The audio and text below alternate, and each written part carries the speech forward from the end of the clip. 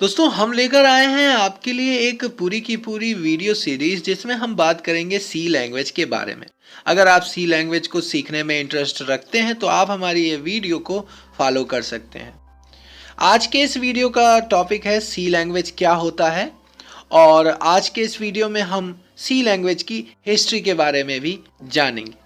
चलिए शुरू करते हैं। दोस्तों भाषा एक ऐसा माध्यम है जिससे हम अपने विचारों को किसी से भी व्यक्त कर सकते हैं। यहाँ पर देखिए राम है और यहाँ पर श्याम है। राम को हिंदी आती है और श्याम को भी हिंदी आती है, तो दोनों ही दोस्त आपस में बातें कर सकते हैं। लेकिन अगर यहाँ पर राम को अंग्रेजी आती होती और श्याम को हिंदी आती होती तब भाई बड़ी गड़बड़ हो जाती, क्योंकि वो एक दूसरे की बातें समझ ही नहीं पाते। चलिए मिलते हैं मोहन से।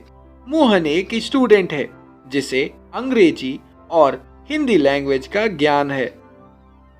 उसके पास कंप्यूटर रखा हुआ है और वो अब कंप्यूटर से बातें करना चाहता है, लेकिन कंप्यूटर को ना ही इंग्लिश आती है ना ही हिंदी आती है। उसे केवल और केवल उसकी भाषा समझ में आती है जिसे बोलते हैं प्रोग्रामिंग लैंग्वेज। तो ऐसे में मोहन कंप्यूटर से कैसे बातें करेगा? तो इसके लिए मोहन को कंप्यूटर की भाषा सीखनी पड़ेगी जिसे बोलते हैं प्रोग्रामिंग लैंग्वेज। जिस भाषा को सीखने के बाद वो अपने कंप्यूटर से आसानी से बातचीत कर पाएगा। कंप्यूटर की मूल भाषा 0 और 1 है, अर्थात कंप्यूटर केवल 0 और 1 यानी कि बाइनरी नंबर सिस्टम को ही समझता है और उस पर ही वर्क करता है।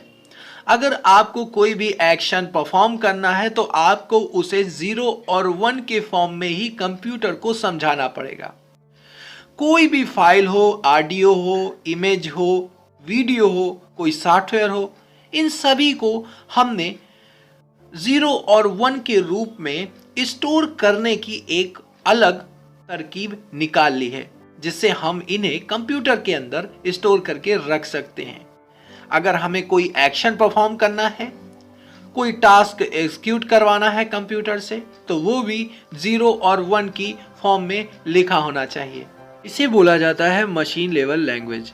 मशीन लेवल लैंग्वेज को सीखना काफ़ी कठिन होता है, क्योंकि अगर आप इसे सीखना चाहते हो तो आपको हार्डवेयर लेवल तक की इंफॉर्मेशन होनी चाहिए।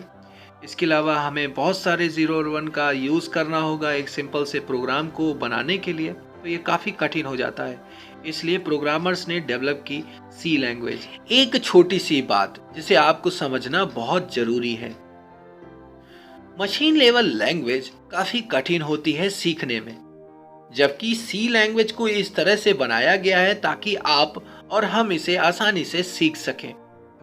लेकिन दिक्कत यहाँ पे आती है कि सी लैंग्वेज को डायरेक्ट कंप्यूटर नहीं समझ पाता। तो इसके लिए क्या किया जाए? तो सबसे पहले हमें सी लैंग्वेज को सीखना होगा। उसके बाद हम उस लैंग्वेज का प्रयोग करेंगे एक सॉफ्टवेयर के अंदर।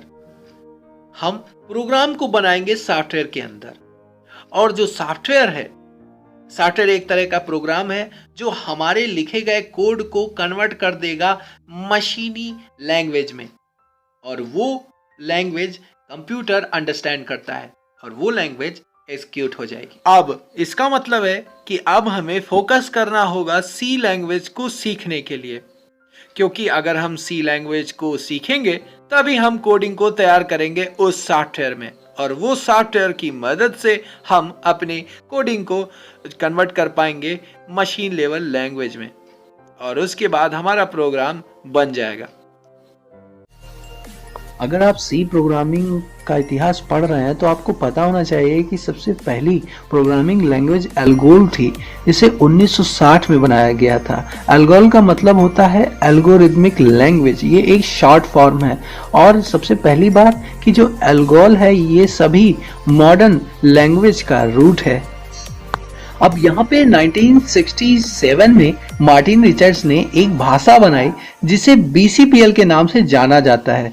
इसका पूरा नाम था बेसिक कंबाइंड प्रोग्रामिंग लैंग्वेज। अब यहाँ पे केन थॉमसन ने BCPL के B शब्द को लेकर एक भाषा बनाई 1970 में, जिसे B लैंग्वेज कहा गया। बी लैंग्वेज का विकास यूनिक्स ऑपरेटिंग सिस्टम को बनाने के लिए किया गया था। इनके साथ काम करते थे डेनिस रिची, और डेनिस रिची ने 1972 में बी लैंग्वेज में इंप्रूवमेंट करके यूनिक्स ऑपरेटिंग सिस्टम को और भी ज्यादा पोर्टेबल बनाने के लिए सी लैंग्वेज का विकास किया। एक तरह से इन दोनों ने यूनिक्स ऑपरेटिंग सिस्टम में इंप्रूवमेंट करने के लिए सी लैंग्वेज का विकास किया था। सी प्रोग्रामिंग लैंग्वेज काफी पुरानी है और सी प्रोग्रामिंग लैंग्वेज का इस्तेमाल सिस्टम सॉफ्टवेयर, एप्लीकेशन सॉफ्टवेयर बनाने में किया जाता है। विंडोज ऑपरेटिंग सिस्टम जैसे कि लिनक्स ऑपरेटिंग सिस्टम और यूनिक्स ऑपरेटिंग सिस्टम को भी बनाने में सी प्रोग्रामिंग का उपयोग किया गया है। सी लैंग्वेज एक स्ट्रक्चर्ड प्रोग्रामिंग लैंग्वेज है।